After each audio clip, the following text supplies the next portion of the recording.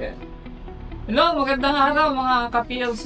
Ako po si Gerald ng Gerald Store PH. So meron po tayo ditong commenter sa ating YouTube page na ang tanong niya po, paano mag-join group?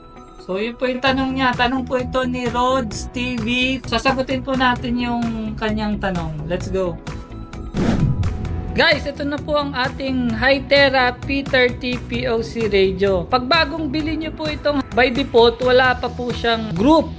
So bago po tayo mag-join, click nyo po yung menu. Tapos okay po uli, create group.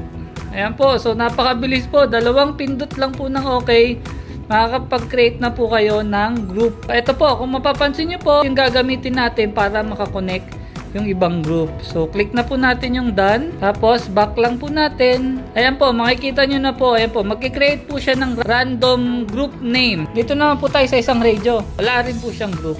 So ito naman po ang ko-connect po dito. Pag pinindot natin yung join group, ayan po, kailangan nyo po ang kunin yung number. Ayan lang po, ganyan lang po kadali. So i-okay natin, then join. So, ayun, lumabas na po yung group name. So tatry po natin ha, pagka pinush ko po yung PTT.